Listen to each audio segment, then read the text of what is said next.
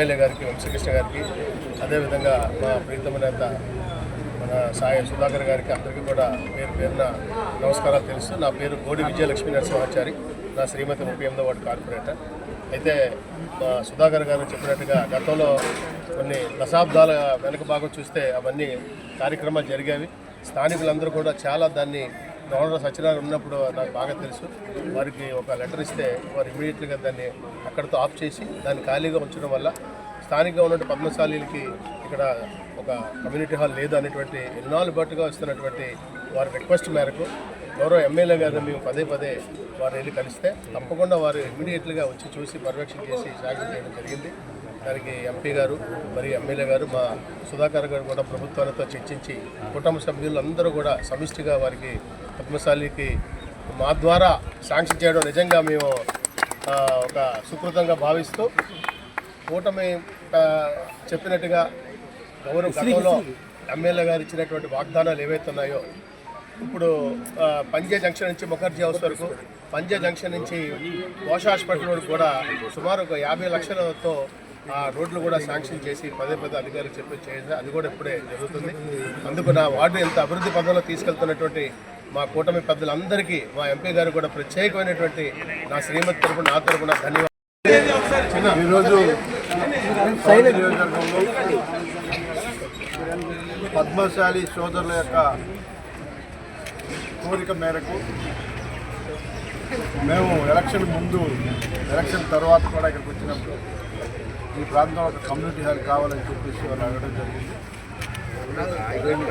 అలాగే మా సోదరులు సుధాకర్ గారు ఇంకా ఇటువంటి కూటమి నాయకులు అందరూ కలిసి వాళ్ళు ఇచ్చిన మాట ప్రకారం ఇదే రోజు చేస్తా ఉన్నాం. ఇదే రోజున సుమారు 30 లక్షలతో పద్మశాలి భవన్కి చేయడం జరిగింది. స్టార్ట్ చేస్తారు. అలాగే 38, 37 వార్డుల్లో కూడా 60 లక్షలతో ఇవాళ రోడ్లు కూడా భర్తగా చేతుల మీదుగా ఓపెన్ చేయడం జరిగింది. సో ఇచ్చిన మాట ప్రకారం కూటమి ప్రభుత్వం ఏదైతే గవర్నమెంట్ ఇచ్చినాయో అవన్నీ కూడా చేసుకుంటూ వెళ్తున్నాం. ఎలక్షన్ తర్వాత కూడా అన్నీ ఏవైతే మేము ఈ నియోజకవర్గంలో ఉన్న ప్రాబ్లమ్స్ గ్రహించామో ప్రతి ఒక్కరు కూడా చేసుకుంటూ వెళ్తున్నాం. ఆ రోజు చెప్తున్నాం, ఇప్పుడు చెప్తున్నాం. అప్పటికిప్పుడు తేడాని ప్రజలు కూడా గమనిస్తూ ఉన్నారు. ఇచ్చిన ప్రతి మాట కూడా నిలబెట్టుకున్న తర్వాతే ఓటు అడుగుతామని చెప్పాం. అదే మాట నిలబెట్టుకుంటాం. రూపురేఖలు మారుస్తా ఉన్నాం. 2-3 నెలల్లో ఇచ్చిన ప్రతి మాట కూడా నిలబెట్టుకొని రానున్న రోజుల్లో ఓటు కూడా అదే విధంగా అడుగుతామో తెలియదు. శ్రీభర్త్ గారు మన గౌరవ ఎమ్మెల్యే వంశీకృష్ణ గారి చేతుల మీదుగా ఇక్కడ పద్మశాలి భవన్ని ప్రజల కోరిక మేరకు ఎలక్షన్లో ఇచ్చిన హామీ మేరకు కార్పొరేటర్ గారు సాయంతో వీరిద్దరి ఆదేశాలతో ఇది శంకుస్థాపన జరపడం జరిగింది. ముఖ్యంగా ఈ మధ్య 4-5 రోజుల నుంచి సోషల్ మీడియాలో ఈ బోర్డు బంగ్లా గురించి చాలామంది రకరకాల కథనాలు చెప్తున్నారు. ఇది జీవీఎంసీ ప్రాపర్టీ. ముందు అందరికీ తెలియాల్సిన విషయం ఏంటంటే ఇది ఎవరో దానం ఇచ్చారు, ఎవరితో ప్రైవేట్ ప్రాపర్టీని మనం అందరం ఏదో బయటికి పంపిస్తున్నాం అనేది అది తప్పుడు సంకేతం, తప్పుడు మాటలు. ఇది జీవీఎంసీ వారి, గవర్నమెంట్ వారి సొత్తు. ఇది దీనిలో ఈ పిండాల కార్యక్రమం, దశదిన కార్యక్రమాలు జరుగుతూ ఉన్నాయి. అనాదిగా 50 ఏళ్ళు అవచ్చు, 70 ఏళ్ళు అవచ్చు, చాలా సంవత్సరాల నుంచి జరుగుతున్నాయి.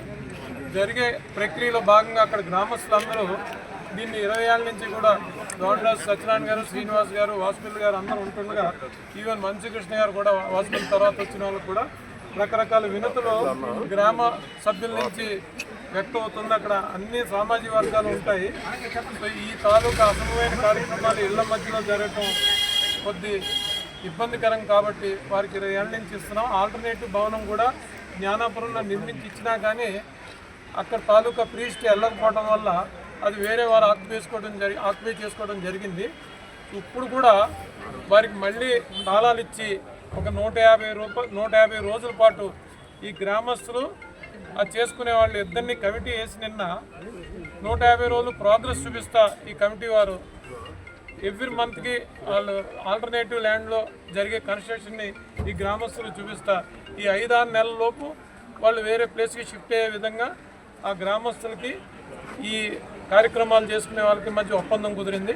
అది అందరూ మా పెద్దల దృష్టిలో ఎమ్మెల్యే గారికి, ఎంపీ గారికి కూడా నేను తీసుకెళ్ళడం జరిగింది వాళ్ళందరి దృష్టిలోకి. దీనిలో అపోహలకి ఇది రాష్ట్ర వ్యాప్తంగా వచ్చే సోషల్ మీడియాకి అపోహలకి తావిద్దని కూటమి ప్రభుత్వం కానీ ముఖ్యంగా తెలుగుదేశం ప్రభుత్వం కానీ ఈ వైదిక కార్యక్రమాల పట్ల సెంటిమెంట్ల పట్ల చాలా అప్రమత్తంగా చిత్తశుద్ధితో శ్రద్ధాభక్తులతో ఉంటుందని మరోసారి మీ అందరికీ మీడియా ముఖంగా తెలియజేయడం జరుగుతుంది. రామ్ కుమార్ గారు చెప్తున్నారు, Padmashali community leader. Last year ఇదే రోజు వంశీ గారిని మాకు పద్మశాలి భవన్ మీరు ఇస్తా అన్నారు, చేయాలి అంటే నేను చేస్తాను అన్నారు. బహుశా ఈ డేట్ అని చెప్పుకుంటారేమో, కానీ మళ్ళీ సంవత్సరం పూర్తయిగా మార్కండేయ స్వామి జయంతికి ఇప్పుడు ఇక్కడ మేము కమ్యూనిటీ హాల్ ప్రారంభించడానికి ఇనాగ్రేషన్ ఫర్ ద వర్క్ అది 30 లక్షలు.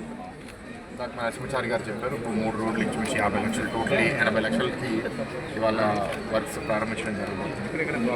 Very happy. మా నాయకులు కూడా ఎందుకంటే ప్రతి లెవెల్లో we have given commitments at the ward level, constituency level, parliament level.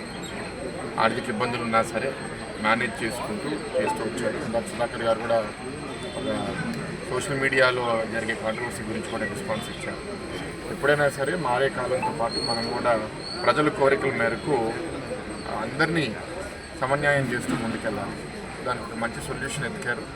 5 నెలల కోసం ఇప్పుడు అరేంజ్మెంట్ కంటిన్యూ చేస్తూ ఎప్పుడైతే ఆల్టర్నేట్ అరేంజ్మెంట్ అవుతుందో ఆ ఆల్టర్నేట్ అరేంజ్మెంట్కి ఇప్పుడున్న వాళ్ళందరికీ ఆ అరేంజ్మెంట్ ఉన్న లొకేషన్ హ్యాండ్ ఓవర్ చేసి ఇక్కడ వెకేట్ చేస్తే అక్కడ ఉన్న స్థానిక ప్రజలందరూ వాళ్ళు హ్యాపీగా ఉంటారు అని ఒక సొల్యూషన్ వర్కౌట్ చేసి సుధాకర్ గారు నాకు మొన్నే చెప్పారు. దాని తర్వాత వంశీ గారిని కూడా నేను కన్సల్ట్ చేశాను. సో అందరికీ అమికబుల్గా సొల్యూషన్ తీసుకొచ్చినందుకు ఇక్కడ సుధాకర్ గారిని, వంశీ గారిని, స్థానిక నాయకులందరినీ అభినందిస్తున్నాను.